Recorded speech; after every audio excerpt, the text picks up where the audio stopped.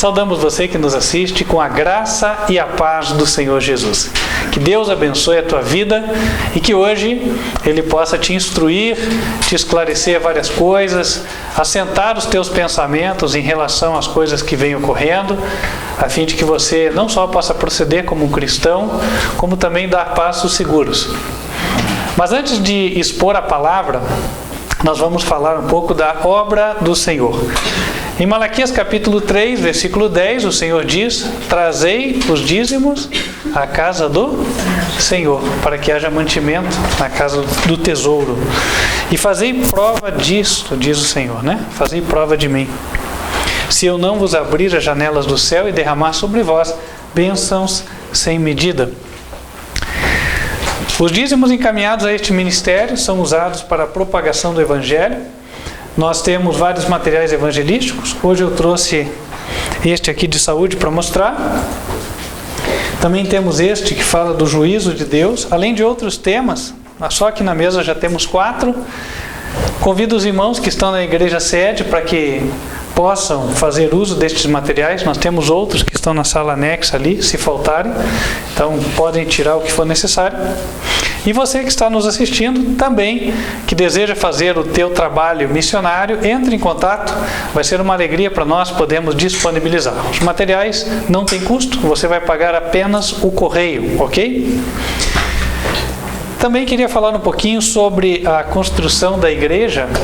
Não sei se temos aí, Cândido, as fotos da fundação. Você passou, mas não estou achando. Ah, é? Ok, estamos com uma dificuldade técnica aí. Tudo bem. Mas já fizemos a primeira etapa, que são os furos e o preenchimento dos furos com o concreto. A próxima etapa, ela tem a ver com algo já que aparece, né? Eles já começaram a cavar para botar a caixaria de madeira e fazer a base do subsolo. Portanto, em breve estaremos em condições de concretar. Para esta segunda etapa ainda não temos o recurso, mas Deus tem nos abençoado de forma a fazer tudo com um orçamento bem mais reduzido. Nesta segunda etapa, o valor previsto, né, que era de R$34 mil, feitos os novos orçamentos, caiu para 15 mil. Amém. Então, vê como é que Deus tem abençoado, né? Mesmo a questão do concreto, o arquiteto tinha uma previsão de que fôssemos pagar no metro cúbico R$290, e pagamos R$200, né? O ferro conseguimos comprar direto da fábrica, então conseguimos um desconto em relação aos ferros da treliça também. O material está sendo montado na obra para ficar mais barato. Enfim, né? Deus tem nos abençoado aí naquilo que é possível para nós conseguirmos reduzir o orçamento. Se continuarmos nesse ritmo, eu creio que aquela previsão inicial de custo para a obra vai ser grandemente diminuída. Enquanto eu ainda não sei, mas eu tenho visto aí que Deus tem operado. Então peço as orações dos irmãos. Ontem eu falei com o arquiteto, falei para ele: olha, que bom, fizemos a primeira etapa, temos o recurso, pagamos, não ficamos devendo, né? Agora vamos aguardar. Para esses 15 mil ainda não temos o recurso, mas assim que nós tivermos, daí a gente volta a carga para a gente dar sequência, né? Então pedimos as orações dos irmãos para que Deus possa abençoar. Nunca tem faltado, graças a Deus, sempre tem tido, né? A gente vai no caixa lá, sempre Deus manda alguma coisa. Então que possamos continuar dando sequência à obra e em breve possamos estar naquele local adorando ao Senhor. Amém? A propósito, nós estamos fazendo o trabalho já em volta, na vizinhança, visitando as casas, apresentando o ministério, passando um pouco da mensagem através de folhetos, e já fizemos quase toda a vizinhança. Faltam apenas algumas ruas transversais, mas naquela localidade, os irmãos que estão aqui na sede conhecem, né?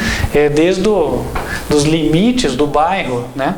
Até aonde a gente encontra, já tem uma mata preservada ali próxima, e até aquela rua João Dembinski, que é a rua principal, o evangelismo já foi realizado.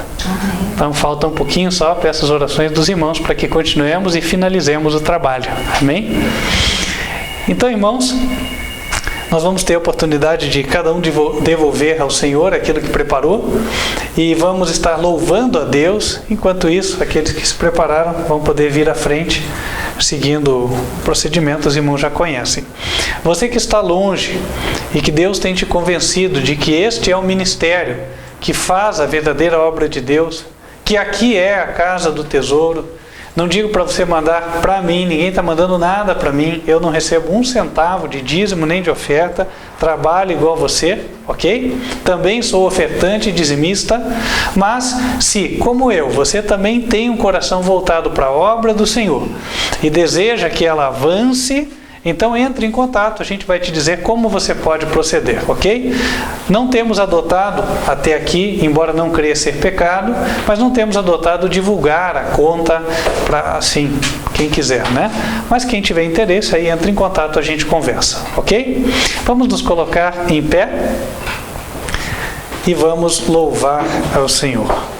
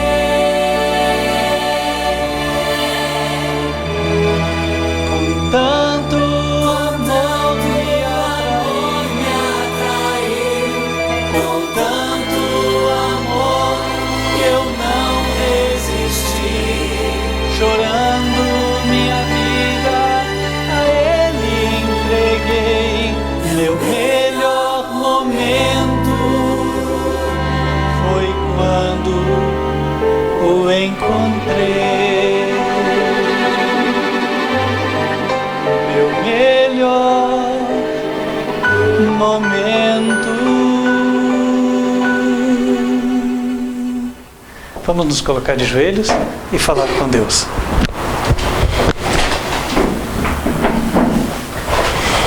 Senhor nosso Deus, queremos te agradecer porque tens nos trazido aqui para que possamos te adorar e também sermos instruídos com respeito à tua vontade.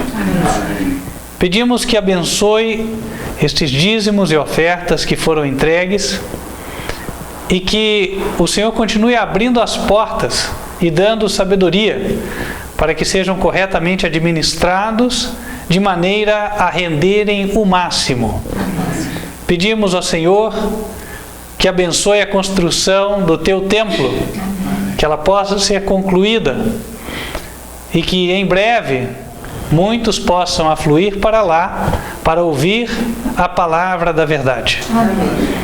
Pedimos também, ó Deus, pelos materiais evangelísticos, que eles não fiquem aqui nesta mesa ou no estoque do ministério, mas que eles cheguem até as mãos dos que necessitam da mensagem. Amém. Pedimos ao Senhor que conceda a todos nós um coração voltado à Tua obra, desejoso de apoiar o plano da redenção ideado desde a eternidade e que está sendo posto em prática agora pelos anjos com o auxílio de nós, seres humanos. Pedimos a Deus que venha nos abençoar nesta segunda hora, que o Teu Espírito seja derramado sobre a igreja que aqui se encontra e aquela que virtualmente está nos assistindo, e também sobre mim, a fim de que o Senhor Jesus, Teu Filho amado e nosso Salvador, possa com liberdade instruir ao Teu povo. Amém. Pedimos estas bênçãos em nome de Cristo Jesus. Amém.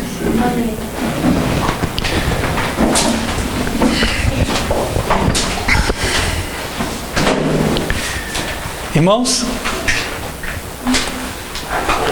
o título da mensagem de hoje é: Você tem uma mensagem importante a dar? É uma pergunta. Você tem uma mensagem importante a dar? Sabe que, por vezes, recebemos no canal ou via outros contatos, outros meios de contato, mensagens de pessoas que julgam ter algo importante, uma informação importante para passar, dizendo: olha, entre em contato, me dê os teus dados de contato, tenho algo muito importante a dizer, etc. né? Isso também ocorre, por vezes, não é tão frequente, nas nossas vidas, né? Às vezes alguém chega e diz: olha, tenho algo importante para te dizer. Mas hoje eu não quero assim me referir a uma situação generalizada ou que possa abranger qualquer tema. Nós estamos aqui para tratar da palavra de Deus. Então nós estamos nos referindo a ter uma mensagem religiosa para passar. Ter uma mensagem que diga respeito à salvação das almas. Será que nós temos uma mensagem importante a passar? Nós estamos sendo bombardeados diariamente por uma série de notícias que parecem ter a sua importância, mas à luz da palavra de Deus nada mais são do que coisas para nos desviar o foco. Por exemplo, eu poderia aqui falar do rumor de guerra da Coreia, não é assim? Tanta gente falando sobre esse assunto. Porque o que pode acontecer se os Estados Unidos atacarem, ou se eles fizerem, houver retaliação, etc. e tal. A respeito disso, em Mateus 24, a Bíblia nos diz o seguinte. Mateus capítulo 24, versículo número 6.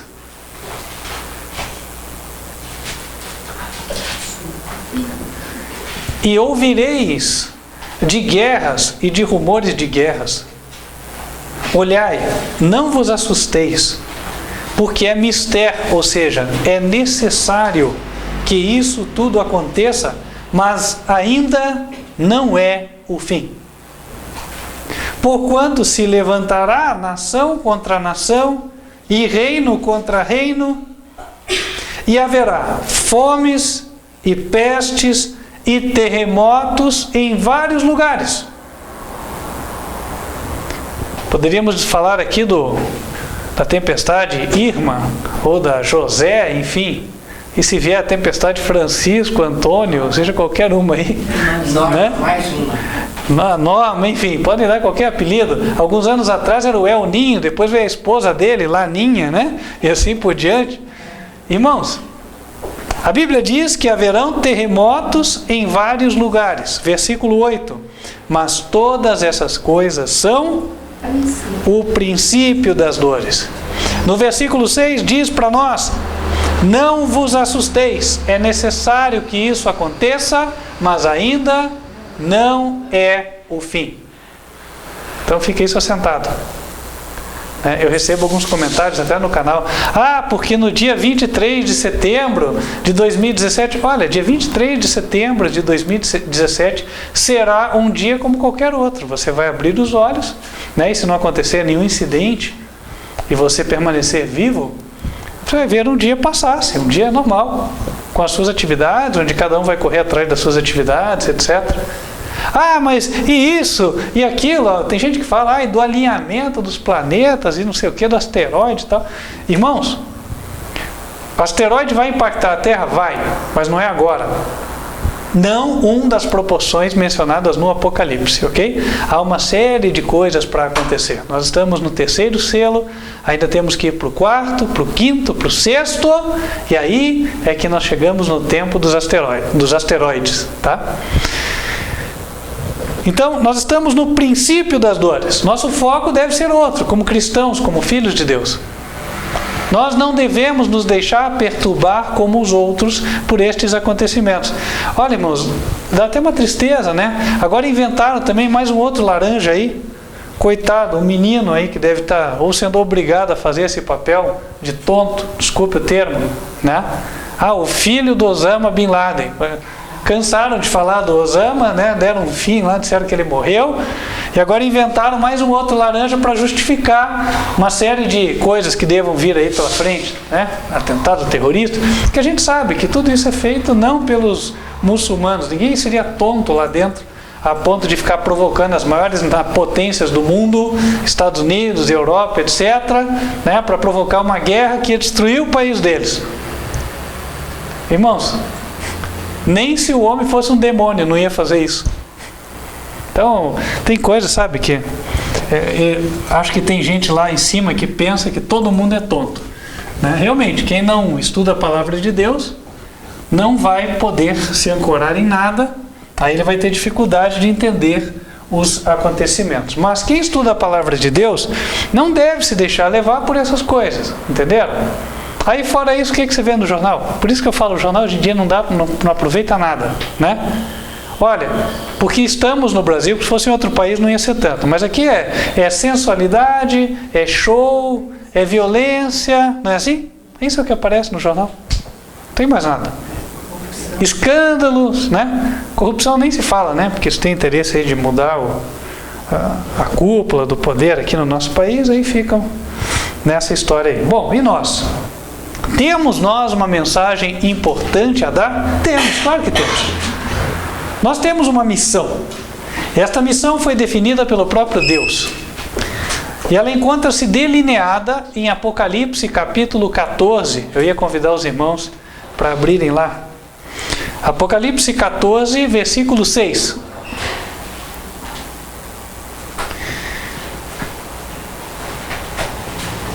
João, o revelador, diz: E vi outro anjo voar pelo meio do céu, e tinha um evangelho eterno para o proclamar aos que habitam sobre a terra e a toda nação, e tribo, e língua, e povo, dizendo com grande voz: Temei a Deus e dai-lhe glória, porque vinda é a hora do seu juízo. E adorai aquele que fez o céu e a terra e o mar e as fontes das águas. E outro anjo seguiu dizendo: Caiu Babilônia, aquela grande cidade que a todas as nações deu a beber do vinho da ira da sua prostituição. E o seguiu o terceiro anjo, dizendo com grande voz: Se alguém adorar a besta e a sua imagem, e receber o sinal na testa ou na mão, também o tal beberá do vinho da ira de Deus, que se deitou, não misturado, no cálice da sua ira, e será atormentado com fogo e enxofre diante dos santos anjos e diante do Cordeiro. E a fumaça do seu tormento sobe para todo o sempre, e não tem repouso, nem de dia, nem de noite, os que adoram a besta e a sua imagem, e aquele que receber o sinal do seu nome. Aqui está a paciência dos santos. Aqui estão os que guardam os mandamentos de Deus e a fé em Jesus, ou a fé de Jesus. Esta mensagem é a que deve chegar a todo mundo. Versículo 6 diz que ela vai chegar a toda nação, tribo, língua e povo. E Deus nos inseriu neste contexto. Deus nos deu esta missão, levar esta mensagem aqui ao mundo inteiro. Nós temos uma mensagem a dar. Agora é interessante como é que o inimigo desvirtua as coisas. E aí tantas pessoas se acham realmente com uma missão de levar qualquer mensagem, menos essa. Tem gente pregando de tudo por aí, certo? Papel aceita qualquer coisa. Isso era um dito que se dizia lá atrás. Hoje em dia nós podemos falar que o WhatsApp aceita qualquer coisa, Facebook aceita qualquer coisa, internet aceita qualquer coisa. Basta ter alguém com vontade de digitar, não é assim? YouTube aceita qualquer coisa. Qualquer um faz um selfie, um vídeo, não é assim? Olha, uma época eles falavam a quantidade de horas de vídeo que eram colocadas no YouTube a cada minuto, a cada hora, uma coisa assim, impressionante. A quantidade de informações disponíveis é tão grande que as pessoas elas já estão simplesmente bloqueando o cérebro para não ficar vendo, porque elas não dão conta. Quem tem WhatsApp, que o diga, né? Você começa a receber. No começo é legal, 10 mensagens, 15 por dia, 20 por dia. Aí de repente vai para 30, daqui a pouco 50. Chegou em 100 por dia, você já começa a selecionar. Você fala, tem uma parte que eu não vou ler. Né? E assim nós vamos sendo bombardeados dia a dia. O inimigo tem um propósito com isso. Que nós entremos numa roda viva, né? No trem das circunstâncias. E aí não vejamos mais nada ao nosso redor. Simplesmente fechemos os olhos e esperemos que o trem vá nos levar em algum porto, algum lugar seguro. Mas o trem da vida não nos leva para um lugar seguro. A verdadeira educação ensina que nós definimos o nosso destino através das nossas escolhas. Não é assim? Então a todo momento nós devemos ser pessoas que estão meditando. Nós devíamos passar muito mais tempo meditando nas nossas vidas. O que nós temos feito, o que estamos fazendo, o que pretendemos fazer. E comparando as nossas vidas com a lei de Deus, ou os 10 mandamentos. Em Apocalipse 14, versículo 12, é a mensagem do Evangelho Eterno. A Bíblia diz que o povo de Deus guarda os seus mandamentos. Guarda mandamentos. E o guardar, irmãos, exige trabalho. Olha aqui. Se você ganhar qualquer coisa e for guardar, isso exige um trabalho. Exige um pensar, onde eu vou pôr isso aqui? Qual é o melhor lugar? Perto da onde? Para eu não esquecer, para ficar acessível, para ficar conservado e assim por diante. Se você recebe uma comida congelada, onde é que você vai colocar? No freezer. Mas se for uma verdura, na gaveta da geladeira, né? Opa, cada um sabe. Se for uma peça de roupa, ela vai para o armário, né? Ou guarda-roupa, enfim, cada um tem lá o seu lugar. Um livro para a estante, certo? E o mandamento vai para onde? Vai para o coração e vai para a mente. Tá? Resposta simples, né? Mas como é que o mandamento vai para a mente? Eu tenho que meditar nele, eu tenho que entender. Não é assim? Eu tenho que entender como ele se aplica nas diferentes circunstâncias da minha vida. Porque Deus não disse assim, olha, quando você sair, se você sair depois das 8h35 da manhã e perder o ônibus, faça tal coisa. Isso não está escrito no mandamento, correto? Como é que você vai saber se está fazendo a vontade de Deus? Você deve estar meditando. A Bíblia diz, bem-aventurado aquele que na sua lei medita de dia e de noite. Essa é a ideia. A ideia é que a todo momento nós estejamos fazendo uma autoanálise. Mas para isso, irmãos, é necessário que nós tenhamos tempo. E é uma coisa que o diabo quer nos roubar hoje. O diabo quer roubar o nosso tempo, para que a gente não consiga pensar em nada, para que a gente sempre ache que o dia vai ser tão corrido que não consegue nem pensar. Sempre que nós chegarmos nessa situação, é hora de pôr o freio, apertar o pedal do freio e parar e pensar. Por que estou fazendo assim? Por que cheguei até aqui? Por que não estou tendo tempo para meditar na minha vida, naquilo que eu ando fazendo? O que está me impedindo? Irmão, se nós fizermos esta reflexão, seguramente nós encontraremos várias coisas que não deveríamos estar fazendo. ou pelo menos não deveríamos estar dedicando tanto tempo para elas. Tem uma coisa que se aprende, quem estuda administração, que em inglês chama-se Value Stream Mapping, quer dizer, mapeamento da cadeia de valor. O que é isso? O mapeamento da cadeia de valor dentro de uma empresa, ele significa o seguinte: bom, eu vendo biscoitos, né? O meu cliente gosta de biscoitos doces, um exemplo, né? Crocantes, certo? Cheirosos. Então, eu vou olhar para dentro da empresa, todos os processos de produção do biscoito, desde a hora que chega a farinha, o açúcar, não sei o que, tal, mistura a massa, passa no forno e tal, todos os processos, né? Quem está vendendo, quem está comprando, tudo que estão fazendo lá dentro da empresa. E eu vou ver o seguinte: cada processo desse está ajudando o biscoito a sair do jeito que o meu cliente quer? Docinho, crocante, cheiroso. Isso aqui não. Então por que você está fazendo isso aqui na empresa? Isso aqui podia ser cortado, então corta. Então você faz o que a gente chama de mapeamento da cadeia de valor e depois o Lean. O Lean tem uma ideia de coisa enxuta, ou seja, tudo que não é estritamente necessário é tirado.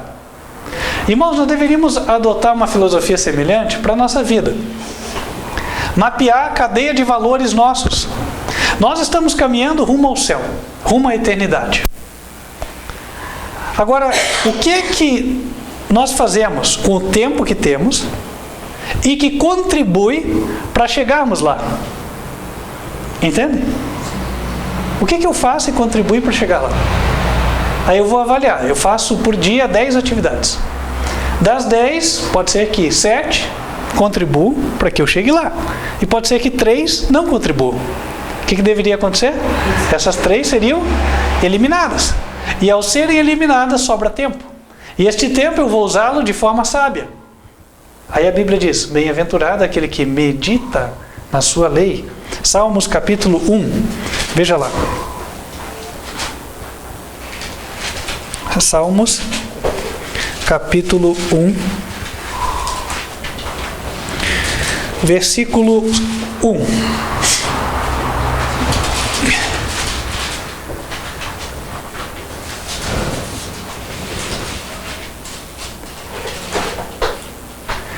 Bem-aventurado. Bem-aventurado significa feliz.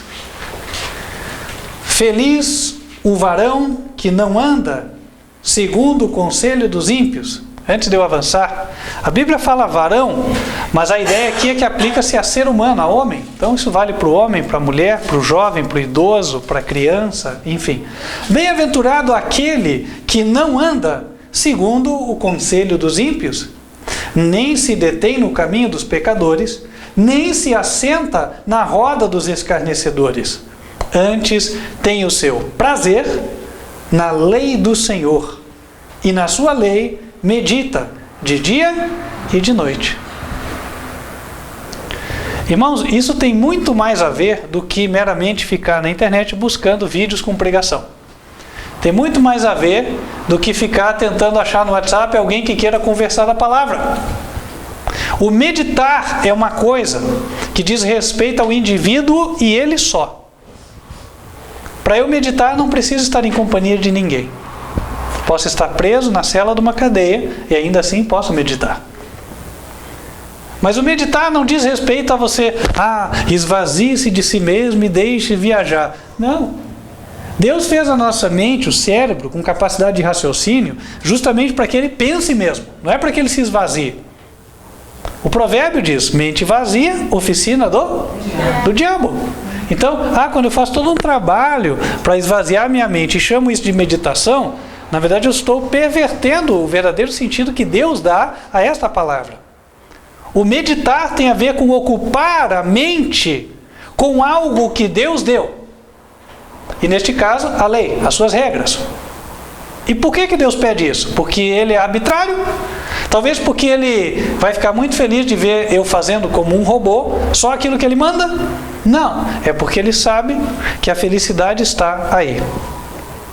Na medida em que eu medito, eu pondero o meu caminho, e agora eu tomo decisões acertadas, as coisas começam a andar bem para mim. Isso aí não precisa ser muito inteligente para entender, correto? Todo mundo já viveu isso aí. Quando você toma decisões acertadas, você colhe benefícios. Agora, quando você toma decisões erradas, o que acontece? Muitas vezes, você olha que as coisas não vão bem, daqui a pouco você tem que voltar atrás. Então, irmãos, meditar, e não é outro detalhe, né?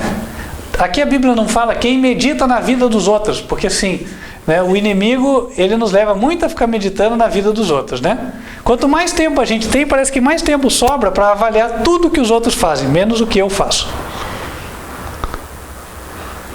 E aí Paulo fala, inclusive, né, a gente tomar cuidado, até quem vai ficando mais de idade, não virar paroleiro. O que é o paroleiro? É o fofoqueiro, né? Conhece tudo da vizinhança inteira, sabe que hora que o vizinho levanta, que ele dorme, a hora que ele sai, quem que entra na casa e tal, impressionante. Ele é o olho que tudo vê, né? Mas irmãos, nós devemos meditar na lei e comparar a nossa vida com a lei. Compare, medite, pense no que você está fazendo. Porque quando você fizer isso, o versículo 3 diz: você será como a árvore plantada junto a ribeiros de águas, a qual dá o seu fruto na estação própria, e cujas folhas não caem, e tudo quanto fizer será bem sucedido, ou diz aqui, prosperará. Há quem perverta o sentido deste texto. Ele acha que o verdadeiro servo de Deus é aquele que ganha dinheiro. Se for assim, o cristão é aquele que levanta às 5 da manhã e já medita como é que ele vai ganhar dinheiro. Mas onde é que a gente vê religião nisso? O religar com Deus. Paulo diz que o dinheiro é a raiz de todos os males. Então, se a pessoa levanta e ela usa todas as faculdades do seu cérebro para acumular mais dinheiro, então onde ficou a espiritualidade? Em lugar nenhum, certo? Nós temos que dar espaço para Deus. Se não houver espaço, ele não vai forçar a porta, né? Então, irmãos, aqui, o comparar o homem à árvore plantada junto às águas, quer dizer o seguinte, que nós daremos fruto para a justiça. Nós seremos obedientes, nós seremos pessoas que darão bom testemunho. As pessoas vão olhar para nós e falar: puxa, olha que correto, né? Poxa, que pessoa, realmente ele faz tudo certo. Até não concordando com o que a gente faz, mas falar: não, realmente é uma pessoa correta. Porque quando você anda no caminho do Senhor, o mundo não te aceita. Mas no fundo reconhece que você tem razão. É assim que funciona. Mas na tua frente ninguém diz isso. Na tua frente você é o fanático, você é o tudo de errado. Mas irmãos, Deus tem promessa. Ele diz aqui: dá o fruto na estação própria. Sabe qual é a estação própria? A estação própria é qualquer momento onde há oportunidade de fazer o bem. Essa é a estação própria, em primeira instância. Aí nós somos provados para ver quem nós somos. E eu, quando falo relativo a fazer o bem, não estou me referindo a dar a moedinha para quem está no sinaleiro pedindo ou vendendo a balinha. Porque muitas vezes faço isso, né, só para desencargo de consciência. Não, eu ajudo os outros. Coitado desse aí que está aí no sol. Às vezes quem a gente acha que é coitado está ganhando 3 mil por mês. Eu fiquei sabendo de uma, né? Que o rapaz, ele trabalha vendendo aí suco no semáforo, água, não sei o que e tal. E tudo bem, fica queimado. Mas consegue levantar 3 mil reais por mês, o que não está nada mal. Não é verdade? Então, não estamos nos referindo aqui a esse tipo de beneficência. Nem aquele de, não, eu contribuo com o asilo tal. Outro dia eu passei em frente a uma empresa, aí estava lá no muro assim, né, eles botaram um aviso. Esta empresa contribui com cestas básicas para o asilo tal. Por favor, não piche. É sempre com uma segunda intenção. Né? Quer ver outra? O ser humano, irmãos, é terrível. Do coração dele não sai nada bom. Né? Pense no meio ambiente. Apenas 2 folhas são suficientes para secar as tuas mãos. Você vai no shopping e vê isso, né? Você acha que o dono está preocupado com o meio ambiente? Não, é porque se você gastar menos, ele precisa comprar menos papel, sobra mais dinheiro. Então o apelo ecológico é conveniente, entende? E não é só lá, em quantos lugares? Né? Evite o desperdício. Em quantos lugares você já viu isso aí? Não estou incentivando o desperdício. Só estou falando da motivação das coisas, né? E por que eu estou falando que a motivação é essa? Porque, irmãos, quando você está no lado da empresa, e aí você recebe, às vezes, um coach. O que é o coach? É o treinamento, né? Chega um consultor, ele fala bem isso. Fala, olha, use o apelo ecológico, porque o apelo ecológico é, inclusive, econômico para a empresa. Então, irmãos, aqui ninguém está fazendo caridade, né? Voltando para cá, dar o fruto na estação própria é quando Deus te toca, né? E como é que Deus me toca? Me deu uma vontade assim? Não. Deus te toca, irmãos, toda hora que você enxerga uma verdadeira necessidade e você, com a tua faculdade de raciocínio, consegue entender que ali há uma realidade, uma necessidade real. É diferente a situação de você está no sinaleiro, chega uma pessoa e fala, olha, eu queria pedir um dinheiro para eu comer, e você olha aquele olho vermelho, assim, que você já sabe que vai, né, comprar um cigarro, né? Daquela outra situação onde você conhece uma pessoa que está lutando contra a pobreza, né? Está com uma série de dificuldades, mas está todo dia se empenhando e tal, e você sabe que pode ajudar. É diferente, né? Ou de uma pessoa que está em angústia. Não precisa necessariamente ser o pobre sem dinheiro. Às vezes uma pessoa que tem dinheiro está em angústia, por qualquer razão, qualquer motivo. Você vai lá, faz uma oração, certo? Abençoa aquela pessoa com uma palavra, enfim. Tem várias formas de ajudar. E finalmente, claro, dar o fruto na estação própria é: chegará o momento em que todas as pessoas da terra serão provadas. Hoje, o que nós estamos vendo aí por fora são o princípio das dores. Mas as dores de parto realmente virão. As verdadeiras guerras virão no futuro. O verdadeiro conflito chegará.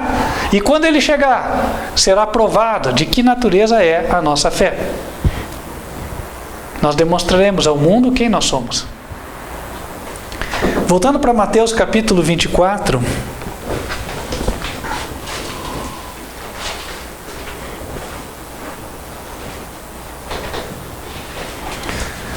no versículo 8, nós tínhamos lido: mas todas essas coisas são o princípio das dores. Mas o verso 9 diz: então vos hão de entregar para serdes atormentados e matar-vos-ão. E sereis odiados de todas as gentes por causa do meu nome. Nesse tempo, muitos serão escandalizados e trair-se-ão uns aos outros, e uns aos outros se aborrecerão. E surgirão muitos falsos profetas e enganarão a muitos. E, por se multiplicar a iniquidade, o amor de muitos se esfriará. Mas aquele que perseverar até ao fim será salvo. E este evangelho do reino será pregado em todo o mundo, em testemunho a todas as gentes, e então virá o fim. O evangelho verdadeiro ainda há de ser pregado. Não está sendo pregado amplamente hoje, mas Deus abrirá as portas para que ele chegue lá. O evangelho tem a ver com pregar os mandamentos de Deus. E para que o adventista não se orgulhe dizendo sou eu, nem o judeu, né? A Bíblia fala claramente. Primeiro mandamento, Êxodo 20, versículo 3: não terás outros deuses diante de mim. Deus se identifica com o pronome pessoal do caso oblíquo, mim, que é singular. Fosse plural, fossem 3 pessoas, ele usaria o nós, nos, conosco. Mim, está aqui, ó, é uma pessoa só, não tem dificuldade de entender. Quem quer, entende, certo? Uma pessoa. Quem é? O Pai. Então, Deus está aqui. As coisas de Deus são simples, quem complica é o homem. Então, a igreja que está pregando a Trindade está fora desse contexto, né? Também, a igreja que rejeita Jesus como seu Salvador também está fora desse contexto, ok? Ah, mas Jesus era filho de José. Negativo, né? Filho de José só diante da lei dos homens, porque na verdade ele era filho gerado de Deus, ok? Por isso, eu coloco para os irmãos que o verdadeiro evangelho ainda está por ser conhecido pelo mundo. Não tem sido anunciado como deveria. Agora, por que o evangelho não tem ganhado o mundo ainda? Sabe por quê? Por causa dos próprios pastores.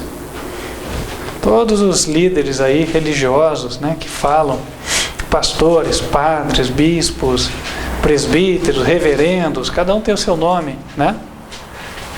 Em cada religião eles dão um tipo de nome aí. Padrinho, pai, pai de santo, e assim vai. Não sei se vocês já notaram uma coisa. Isso é uma estratégia do diabo. O diabo sempre quer fazer o homem ser guiado por outro homem. Quer ver um exemplo mais claro disso? Você já ouviu falar de magia negra, essas coisas, candomblé e tal, né? Aí você vai assim, andando na vizinhança, enfim, aí você vê uma plaquinha lá.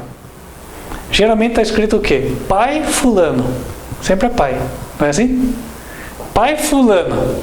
Faz isso, faz aquilo, faz aquilo. Cada um diz que faz uma coisa, né? É horóscopo, faz você ter o amor da tua vida, ganhar dinheiro, enfim. Ele oferece lá sempre o que a pessoa quer. Mas é sempre pai ou mãe. Pai de santo, mãe de santo. Por quê? Porque a ideia é que o pai é aquele quem tem autoridade. Hoje está se perdendo na sociedade, mas a ideia implícita é essa, né? O pai é aquele que tem autoridade sobre você. A mãe também. Então o diabo já coloca o líder espiritual como sendo pai ou mãe. Enquanto Jesus, ao contrário, ele disse assim: a ninguém chameis pai, senão o vosso pai que está nos céus. E aí o inimigo conseguiu introduzir isso no meio religioso. Então o que acontece? As pessoas deixam de estudar a Bíblia por elas mesmas e elas ficam correndo atrás do que o pastor falou. E, infelizmente, até aquelas que dizem que estudam por elas mesmas, o estudo delas muitas vezes se resume a buscar aquilo que o pastor escreveu sobre a Bíblia. Não, eu estudo. Aí você vai ver, o que você estuda? Não, teologia. Tá. Então, o que é que você estuda na teologia? Ah, todos esses livros aqui. Tem tudo que é autor, menos os da Bíblia. Né? Livro de Paulo, de Pedro, de João, isso aí a gente não vê. Só vê lá do reverendo, do pastor, do PhD, não sei o quê. Então aí é o problema, né? Por quê? Jesus falou que isso não nos levaria para um bom lugar. Em Lucas capítulo 6, vamos abrir lá. Lucas capítulo 6, no versículo 39, nós lemos as palavras de Jesus.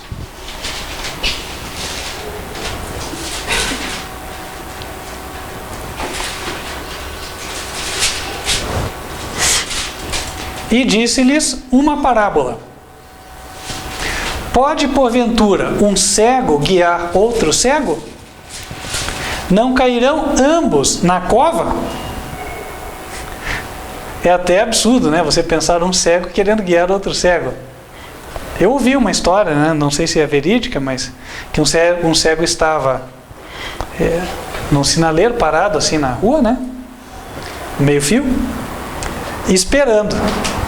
Esperando o quê? Esperando que alguém tocasse no ombro dele para que ele pudesse andar. A ideia é que alguém fosse guiando ele a fim de ele não ser atropelado. E diz a história que chega outro cego, tateando, né? E acaba que encosta no ombro dele. E quando encosta no ombro dele, ele entendeu que alguém chegou para guiá-lo, para ele andar. E ele começa a andar. E o outro cego, entendendo que tocou na mão de alguém que sabia enxergar, resolveu seguir, porque afinal de contas alguém estava guiando ele. O que aconteceu? Os dois foram atropelados, né? Então, não sei se é verídico ou não a história, mas ilustra claramente, né, aquilo que pode acontecer quando alguém que não enxerga de verdade se dispõe a guiar outro que também não enxerga. E é o que acontece, irmãos, no meio religioso.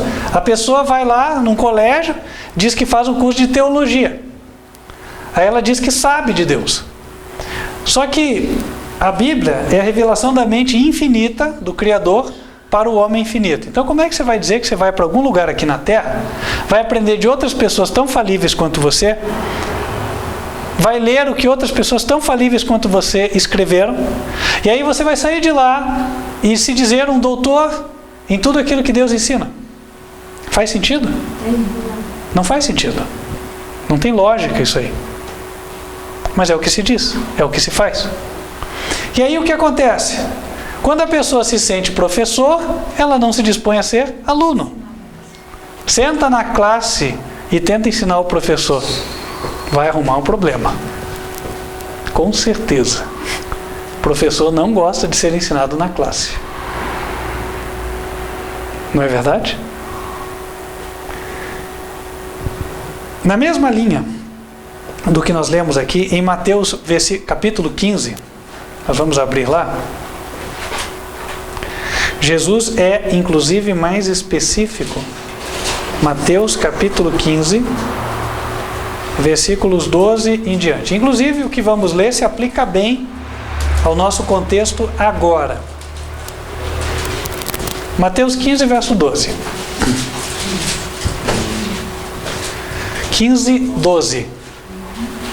Então, acercando-se dele os seus discípulos, disseram-lhe: sabe que os fariseus, ouvindo essas palavras, se escandalizaram?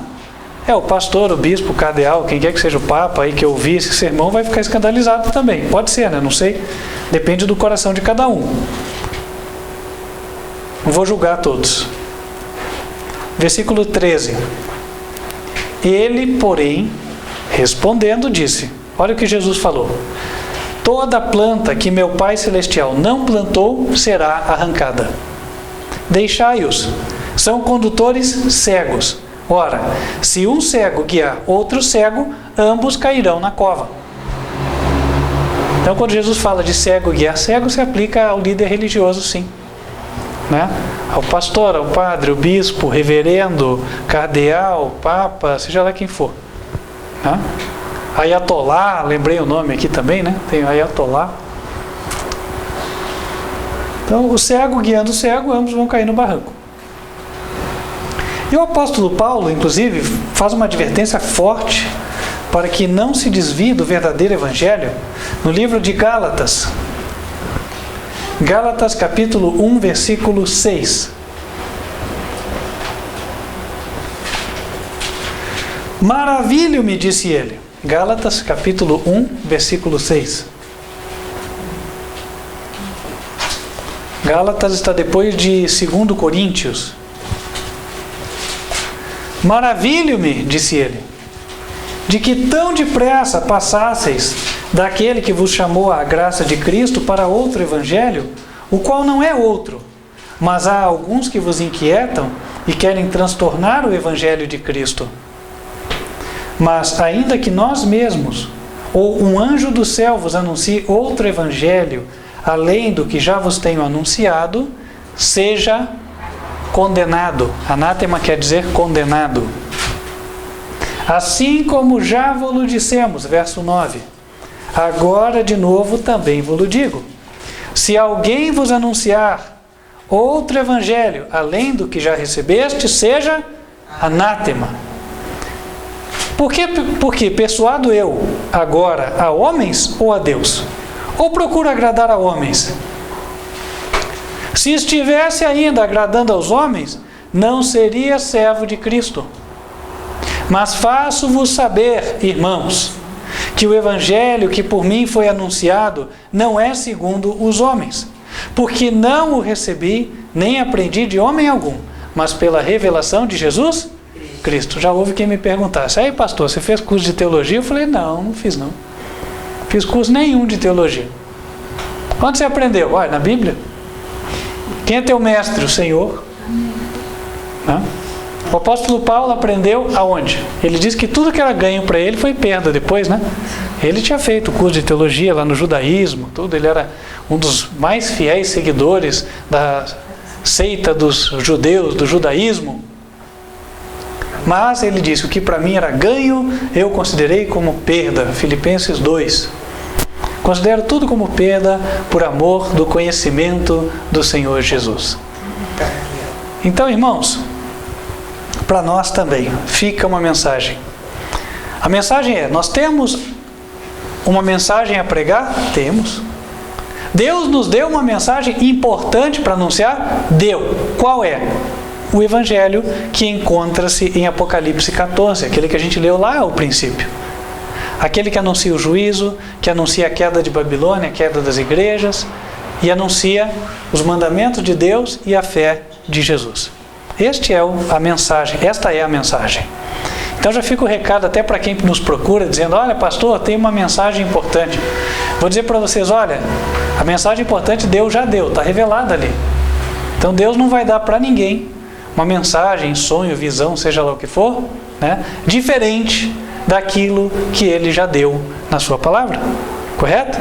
E se alguém vier dizer: não, mas Deus me falou que você tem que fazer tal coisa. Olha, o dia que Deus quiser falar qual é o meu dever, acredito eu que Ele sabe onde chegar.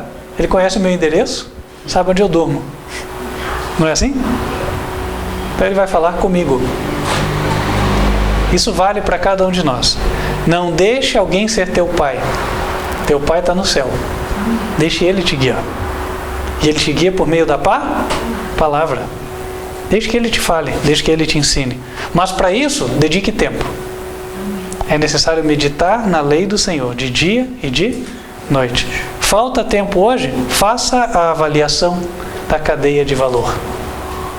E certamente você vai encontrar lacunas no teu tempo, ou atividades que podem ser substituídas pelo estudo da palavra, pelo pensar no que tenho feito, no que estou fazendo e no que vou fazer. E fica o apelo do Senhor para nós. Deus terá na terra um povo que guarda efetivamente os mandamentos. É um povo que pondera, um povo que avalia a sua vida, um povo que procura afinar o seu comportamento, os seus pensamentos em harmonia com os mandamentos do Senhor. E fará isso pela fé de Jesus. E Ele está convidando cada um de nós para marcharmos firmes junto com este povo. A pergunta do céu é: quem gostaria? Quem gostaria de dizer ao Senhor: eu quero? Amém. Que assim seja, em nome de Jesus. Amém? Vamos nos colocar de joelhos e falar com Deus.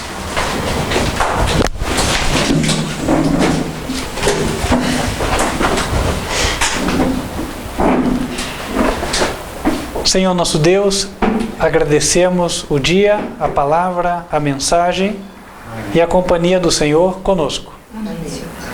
Pedimos que nos guie, nos ajude a andar na Tua vontade e também a encontrar tempo para ponderarmos nas nossas decisões, nos nossos caminhos e conformarmos nossa vida em harmonia com os Teus preceitos. Amém.